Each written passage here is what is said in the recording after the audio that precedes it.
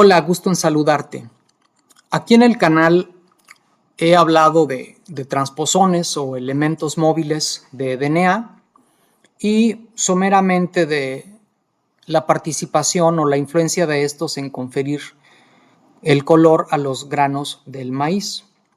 En este video voy a profundizar acerca de esta relación que fue descrita inicialmente por Barbara McClintock, lo cual le valió el Premio Nobel de Fisiología en el año 83. Los tonos rojos, púrpuras, violetas del maíz se deben a la acumulación de antocianinas que tienen esta estructura básica que vemos aquí.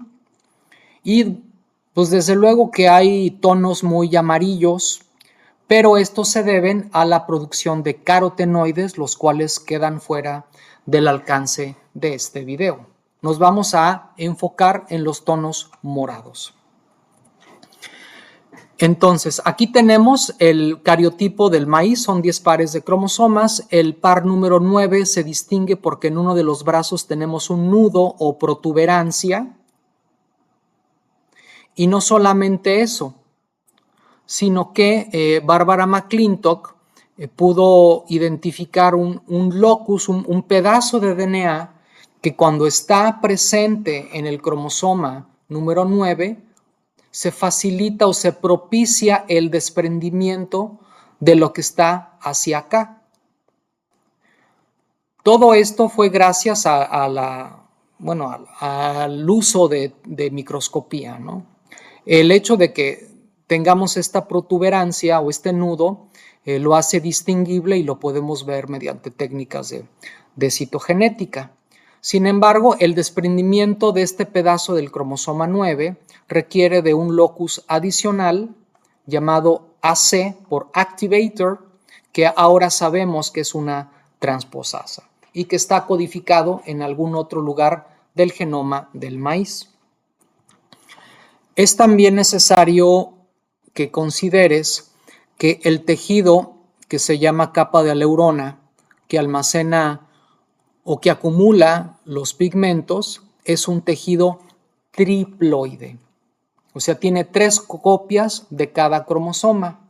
Y es así porque en el gametofito femenino hay una célula diploide que será fecundada por un gameto masculino haploide, y es por eso que se tienen 3 copias del cromosoma, de cada uno de los cromosomas, incluyendo obviamente al 9.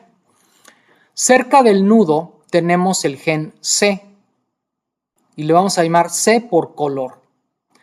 Hay diferentes fuentes bibliográficas que utilizarán otra nomenclatura, entonces no te sorprendas si consultas un libro y llaman a este gen de otra forma.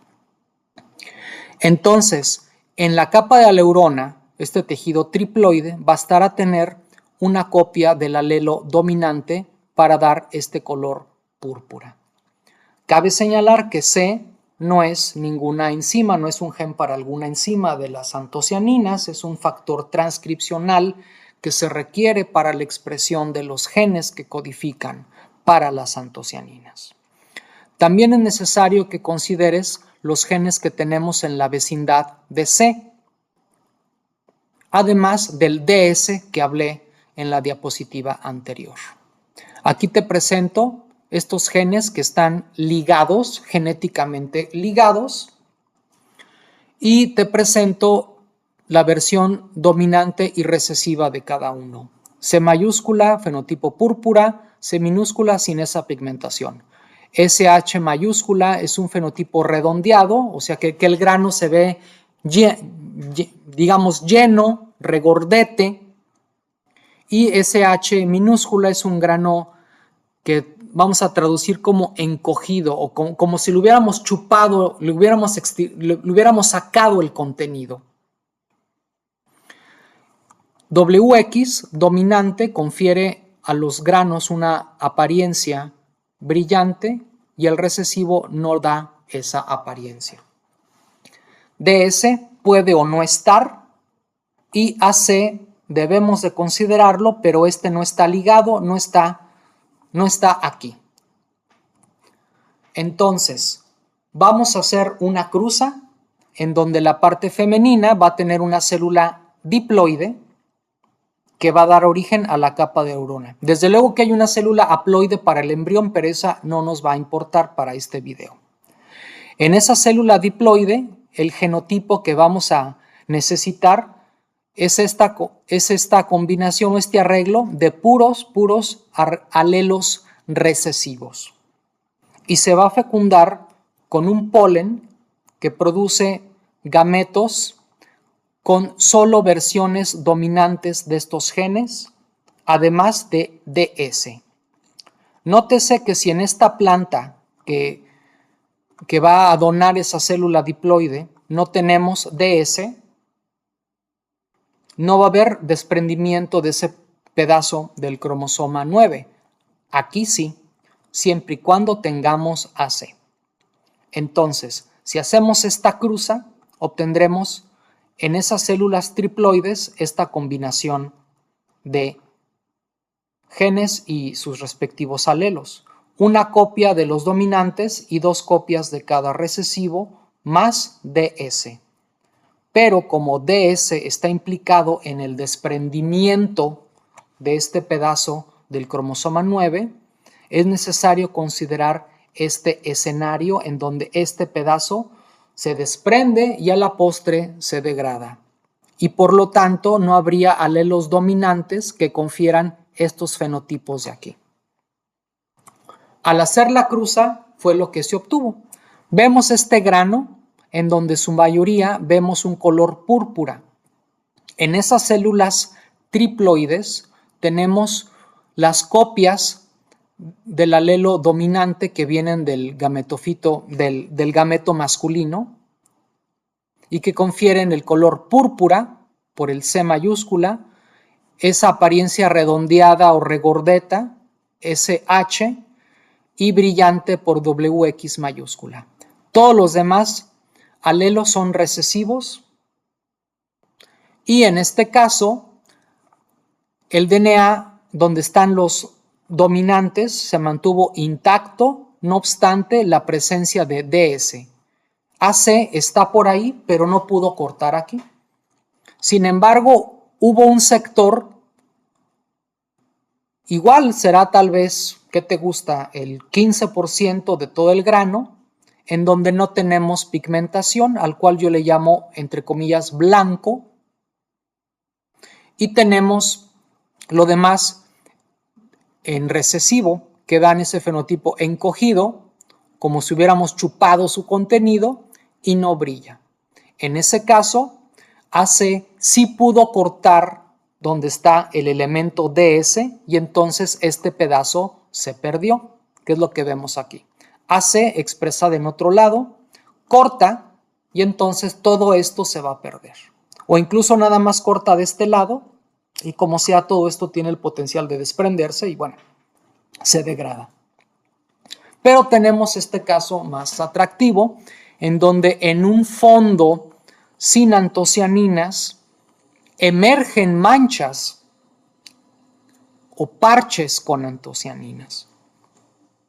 En este caso, todo ese fondo sin antocianinas se debe a que DS se movilizó dentro de C para interrumpirlo. ¿Qué es lo que escribí aquí? DS interrumpe a C. Es decir, todo este pedazo no se perdió, no se desprendió, simplemente DS cambió de posición. Obviamente de esto depende de que tengamos AC.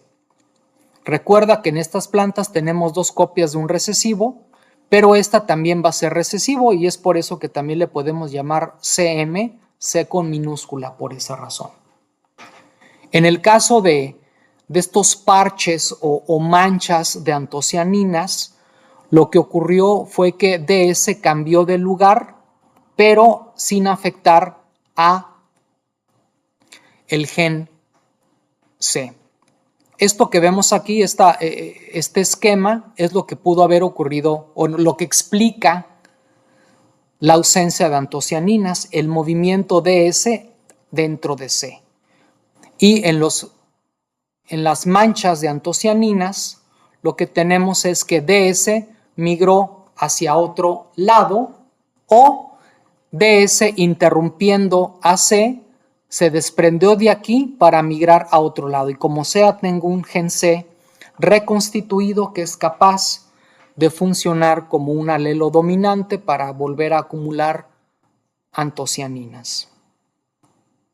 Entonces, en resumen, tenemos este escenario en donde granos totalmente pigmentados, o en el primer caso que te enseñé, en donde casi en su totalidad es pigmentado, tenemos un gen C intacto. Tenemos un caso en el que el grano no tiene pigmentación porque DS está interrumpiendo a C. Y esto se va a mantener así generación tras generación, siempre y cuando no tengamos un locus AC que desprenda a DS y lo mande a insertar a otro lado. En ese caso, en donde haya ocurrido ese fenómeno, veremos estas manchas. Estas manchas entonces son el reflejo de grupos de células de la neurona en donde DS se desprendió. Decimos que DS es un transposón no autónomo porque por sí mismo no se puede movilizar, necesita de la actividad de AC codificada en otro lado.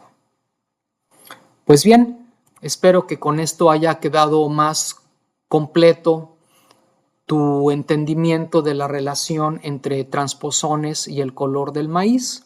Agradezco tu atención.